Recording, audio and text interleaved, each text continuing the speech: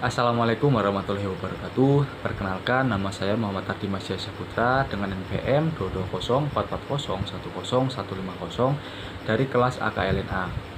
Pada video ini, saya akan menjelaskan tentang analisis kebijakan aliansi militer Korea Selatan dengan Amerika Serikat di tahun 2017 sampai tahun 2022 untuk tugas AKLN saya.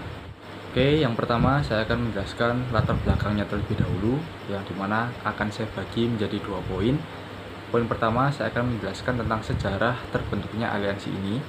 Nah, jadi aliansi militer Korea Selatan dengan Amerika Serikat itu bisa dilihat dari sejarah Korea sebelum dipecah menjadi Korea Selatan dan Korea Utara seperti saat ini. Nah, akibat terjadinya Perang Korea di tahun 1950 sampai tahun 1953, yang dimana pada saat itu Korea Selatan itu didukung oleh Amerika Serikat dari militernya. Kemudian bisa dikatakan juga dengan masih adanya kebijakan luar negeri ini merupakan tanda jika hubungan Korea Selatan dengan Amerika Serikat itu masih baik dari segi militernya. Kemudian poin yang kedua yaitu tentang contoh bentuk aliansi militer Korea Selatan dengan Amerika Serikat di tahun 2017 sampai tahun 2022. Jadi contoh bentuk aliansi militernya itu bisa dilihat dari dilakukannya latihan militer bersama antara Korea Selatan dengan Amerika Serikat, dan juga dioperasikannya Terminal High Altitude Area Defense yang disingkat THAAD, yang dimana THAAD ini itu dioperasikan untuk melindungi Korea Selatan dari potensi ancaman nuklir dari Korea Utara. Karena mungkin yang seperti kita ketahui, Korea Utara kan masih sering melakukan uji coba nuklir ya, jadi intinya seperti itu. Pada masa pemerintahan Presiden Moon Jae-in. Oh ya, jadi di tahun 2017 sampai tahun 2022 ini itu masa pemerintahannya Presiden Moon Jae-in.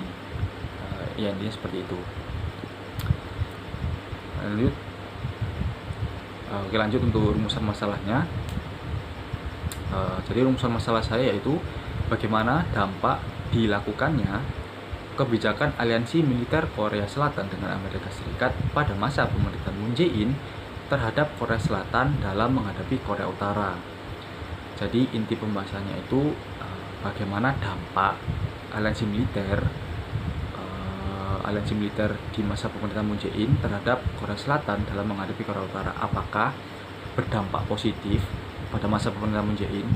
Aliansi militer ini apakah berdampak positif atau malah berdampak buruk? Ya, intinya seperti itu untuk pembahasannya. Nah, oke. Untuk selanjutnya kerangka teori. Nah, jadi sebelum saya masuk ke pembahasan kerangka teori, di sini saya akan mencoba untuk menghubungkan antara rumusan masalah saya dengan teori yang akan saya pakai ini. Oke. Jadi saya rasa untuk menjelaskan dampak dari kebijakan aliansi militer Korea Selatan dengan Amerika Serikat ini terhadap Korea Selatan dalam menghadapi Korea Utara, itu saya harus terlebih dahulu mengetahui apa alasan Presiden Moon Jae-in masih memberlakukan kebijakan aliansi militer ini. Saya bilang memberlakukan karena kan ya sebenarnya kebijakan aliansi ini itu kan udah dibentuk semenjak pasca Perang Korea ya di tahun 1953 sekitaran itu, yang masih diberlakukan sampai saat ini. Nah, saya ingin mengetahui terlebih dahulu dengan teori ini itu sebenarnya apa alasan Presiden Moon Jae-in masih memberlakukan kebijakan aliansi militer ini. Karena saya rasa teori ini tuh bisa membantu saya untuk memutuskan dampak dari aliansi militer ini, seperti itu. Oke, sekarang masuk ke kerangka teorinya. Jadi di sini saya menggunakan teori kebijakan luar negeri punyanya William D. Coplin. Nah, jadi menurut William D. Coplin ada 4 faktor yang mempengaruhi terbentuknya atau masih diberlakukannya suatu kebijakan luar negeri. Nah, adanya 4 faktor inilah yang kemudian mempengaruhi terbentuknya kebijakan luar negeri suatu negara atau mempengaruhi diberlakukannya kebijakan luar negeri suatu negara. 4 faktor tersebut antara lain, yang pertama ada domestic context, atau konteks domestik atau kondisi internal suatu negara. Yang kedua ada state capability atau kemampuan suatu negara. Yang ketiga ada international context atau konteks internasional. Yang keempat ada decision maker atau pengambil keputusan, si pengambil keputusan. Nah, untuk lebih jelasnya, untuk 4 faktor terbentuknya kebijakan luar negeri, yang pertama ada domestic context. Untuk lebih jelasnya, domestic context ini merupakan kondisi internal suatu negara yang dimana bisa dilihat melalui kondisi politik internal suatu negara. Kemudian yang kedua ada state capability atau kapabilitas suatu negara atau kemampuan suatu negara, yang dimana hal ini tuh bisa dilihat dari kuatnya ekonomi dan militer suatu negara ini. Kemudian yang ketiga ada international context yang bisa dijelaskan melalui kondisi geografis suatu negara dan adanya pengaruh dari pihak lain yang relevan. Dan yang keempat ada decision maker atau pengambilan keputusan terhadap suatu kebijakan luar negeri, seseorang yang melakukan pengambilan keputusan terhadap suatu kebijakan luar negeri. Oke, selanjutnya saya akan membahas tentang argumen utamanya atau pengaitan dari kebijakan luar negeri yang saya gunakan dengan teori yang saya gunakan. Yang pertama ada domestic context, yang dimana domestic context dari Korea Selatan sendiri itu bisa dilihat dari adanya perjanjian pertahanan bersama yang masih menjadi dasar hukum bagi adanya aliansi militer antara Korea Selatan dengan Amerika Serikat ini. Yang menurut saya pribadi itu bisa dikatakan menjadi alasan politik internalnya Korea Selatan, sehingga aliansi militer ini tuh masih diberlakukan hingga saat ini.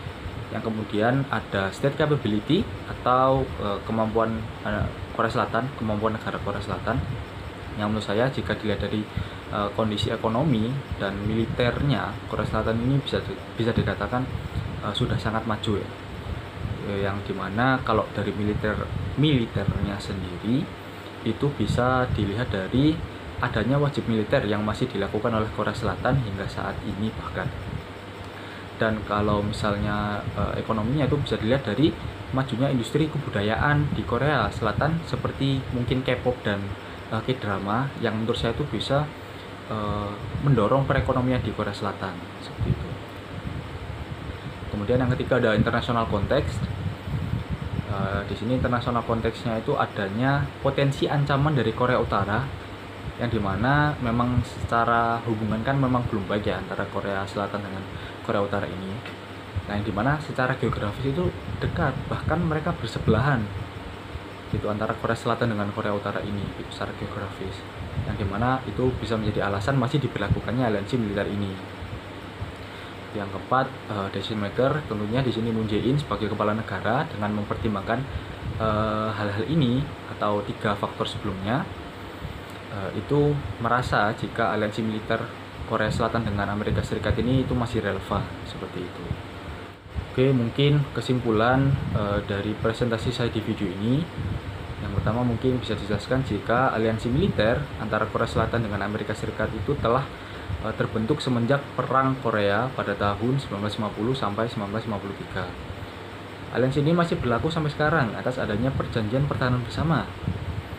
Nah, pada masa pemerintahan Moon Jae-in, salah satu contoh bentuk aliansi militer Korea Selatan dengan Amerika Serikat adalah latihan militer bersama yang dilakukan oleh Korea Selatan dengan Amerika Serikat.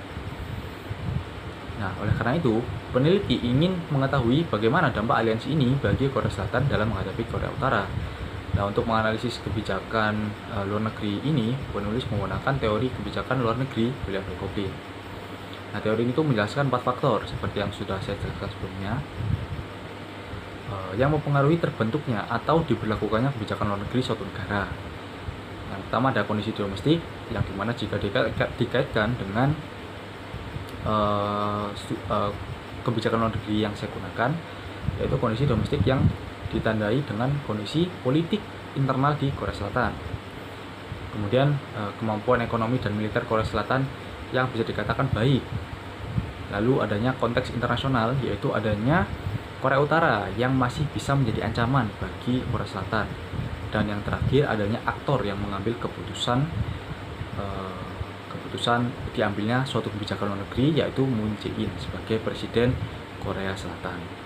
Mungkin sekian presentasi dari saya.